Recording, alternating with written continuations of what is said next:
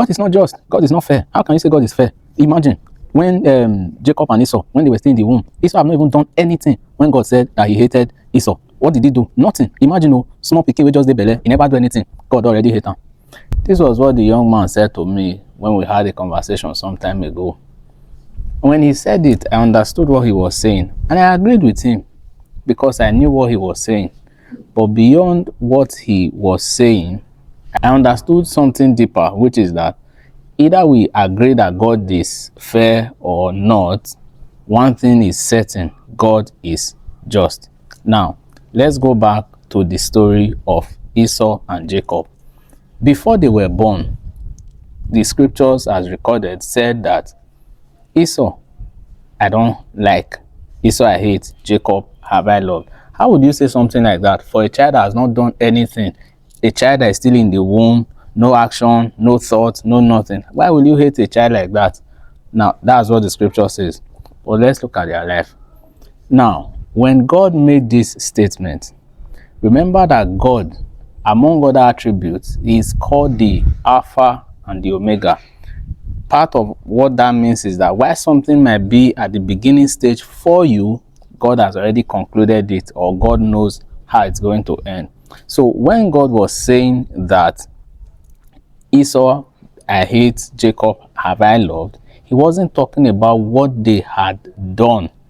When you look at the trajectory of Esau and Jacob all through the life of Esau, there's literally no place in recorded Bible where Esau had a time he prayed to God, but we had different instances where Jacob prayed to God.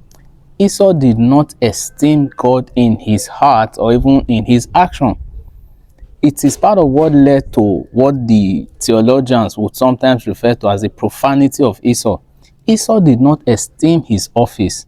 Being the first son, part of what that meant was that he was going to be in charge of family worship. He was going to be the custodian of the spirituality of that family.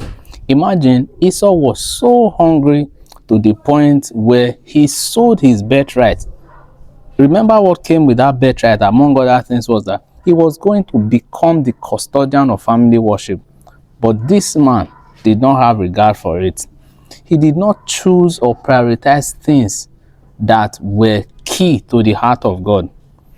Without a shadow of doubt, Esau was blessed, immensely blessed in many ways. In fact, I would say that Esau was more blessed than Jacob, except in the latter part where you now see that the nation of Israel became that large. But as individuals, Esau was actually larger than Jacob as individuals, because when Jacob was leaving the house of Laban, he now had things. When he approached Esau with gifts and things like that, Esau said to him, "What do I need this thing for? Carry it, for I'm a blessed man. I don't need it." Jacob had to now say, "Oh, please, just to show that you've forgiven me, accept these things as a token for me to believe that you've forgiven me." And you, at that time, Esau already had a 400-man army.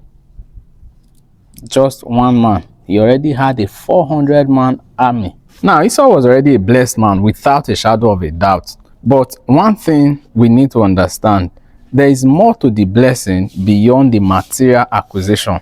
Esau had the material acquisition, but Jacob had the person and the presence of God on his side. Now, when you move further to the story, or when you move further down the story, you realize that this same Esau, who said he had forgiven his brother, would later go on to tell his children, his descendants, what his brother did to him. So you would observe that when the children of Israel were now returning from Egypt, the descendants of Esau, the Edomites, became an obstacle. They remembered what their ancestor Esau had said concerning their brother, how he stole his birthright, and a whole lot of other things. These people would now punish their brother because of what their father Jacob did to Esau. Here is another thing now that you see: Esau, unforgiveness. Here we see Esau and his unforgiveness.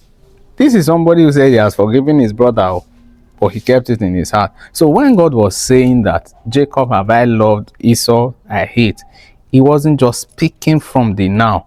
God was speaking about the choices and the decisions that these people were going to make eventually. Because he is God, he knows the end from the beginning. Again, when you summarize it, we almost never saw Esau prayed.